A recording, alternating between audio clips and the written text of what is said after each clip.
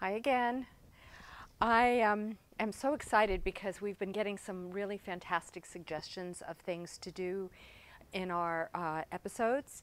And so this week I thought one of the suggestions we would take up would be to focus on one iconic designer. I chose Yves Saint Laurent because up until I would say the last 15 to 20 years, his pieces continue to have a tremendous impact on fashion, and his collections, so many of them are notable. I'm going to tease you by leaving this beautiful Sleeping Beauty in the box for the moment. I just want to say a few words. When you think of Yves Saint Laurent, you think of his first collection, which was the trapeze dress, which kind of exploded him into the fashion world. What an incredible young man at the age of 21, taking on this massive job of carrying on Christian Dior's Haute Couture atelier. I can't even imagine the pressure that put on him. Meanwhile, he went from the trapeze dress to creating several other collections. And the incredible thing is that many of his pieces from the Dior time period, they're really limited because he was only there basically for 2 years.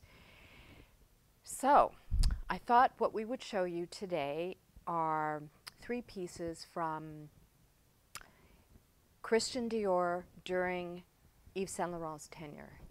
This first piece has a pretty remarkable story. It is, I hate to really take her out of her bed because she was so perfectly placed in there by Mike.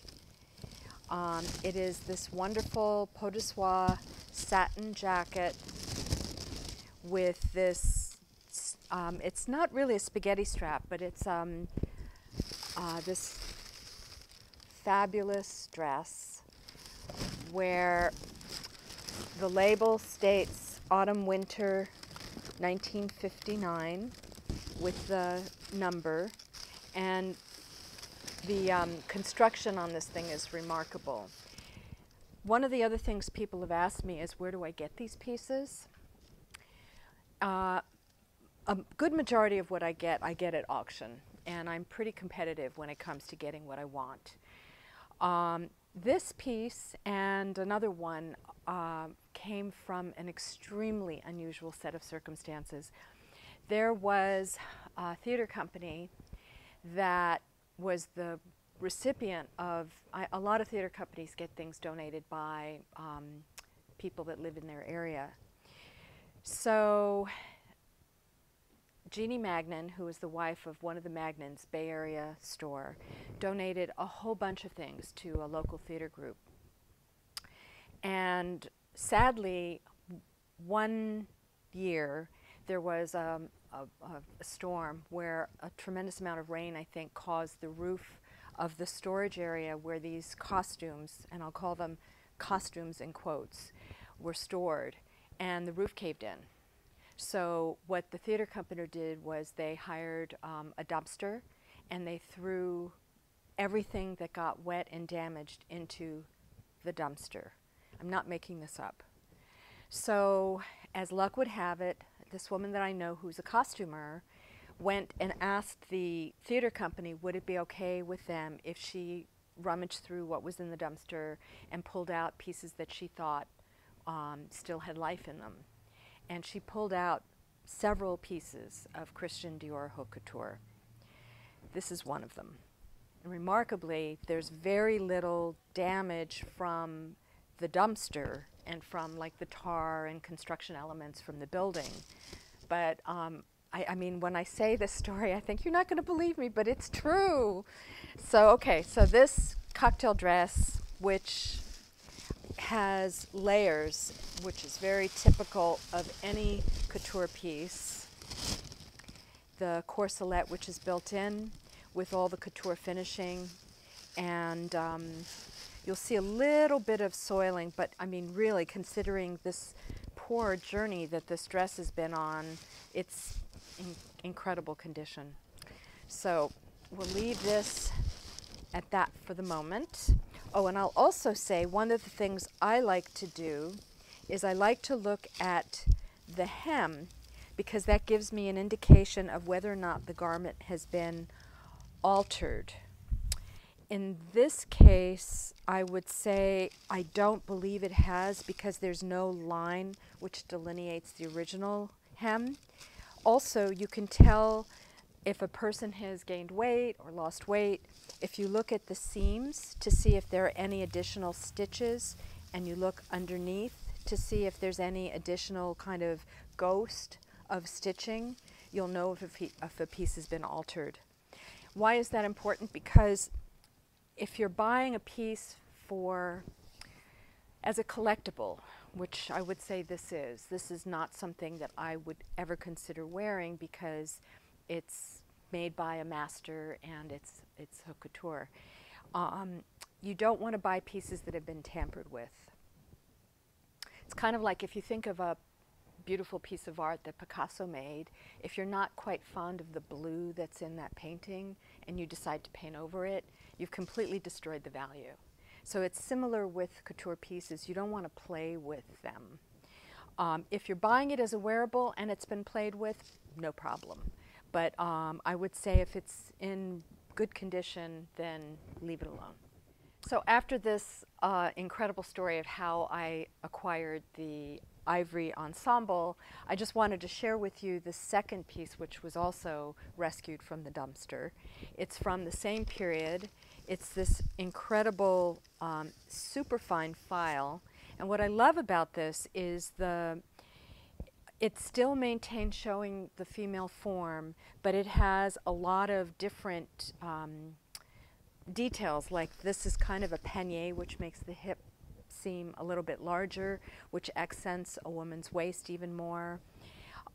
This piece, unfortunately, is not in as good condition. It has been altered, and it is a piece that I will invest the money and have a conservation person bring it back to its original state.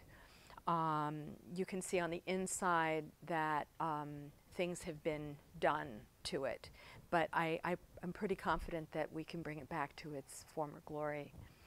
One of the things I wanted to mention is when you think of Yves Saint Laurent, you think of his muses, everyone from Lulu de Valais to Bianca Jagger to Nan Kempner, and these women were, and even Talitha Getty, and the impact that Morocco had on so much of his designs in the late 60s and early 70s. He had created such an impact between the trapeze dress, the smoking jacket, smoking suit, the Mondrian dress. I mean, I could just go on, the Russian collection. So much of what he did still is seen in many of the designs that designers are creating today. This beauty is a piece, actually my first Yves Saint Laurent for Christian Dior Haute Couture piece that I've ever acquired. I got it in San Francisco from a woman who had been an actress, and not a well-known actress, but she married well. And a lot of her clothing was made by couturiers in Paris, as well as some of the top American designers. What I love about this piece is the construction. It is a fabulous taffeta that is tiered, and it's like a bubble. When you wear it, it bubbles out. It's shorter in the front and longer in the back, which is great. So it creates almost a train-like feeling. It, as always, has the built-in corselet, and the condition on this piece is really great. When I first moved to Los Angeles in 2004, we were really blessed because we got a lot of press, and we actually loaned this dress for the annual Vanity Fair cover, where they highlight actresses that need to be focused on. So, having this store has really been a portal to introducing me to some really fabulous people. Maybe I don't know, 13 or 14 years ago, a woman by the name of Vibeke Knudsen came in and had some personal pieces to sell. She didn't have the smoking suit, but she told me that she was the original model in the Helmut Newton photograph. And sure enough, you know, when I went to review the photograph to confirm my memory, she was and is. I have since lost contact with her, but it was really a thrill to meet someone that is part of our fashion iconic history. There's so much I can say about Yves Saint Laurent and my admiration for him and the impact he's had then and now on fashion. It's pretty amazing when you think about how someone so young could have started a remarkable career and then to have had this brief interruption where he had to go into military service. And during that time, he essentially was fired from Dior. You know, I oftentimes say rejection is God's protection, and in the case of the world, it was a gift for us because that's what launched his career. The fact that he was partnered with an incredible businessman, Pierre Berger, and their partnership lasted for decades, and here we are. They're still, you know, they have withstood the test of time. So that's it for now. Look forward to seeing you next week, and thank you so much for watching this program, and with gratitude for all your time and attention and all the love that you send back to us with your comments. Bye.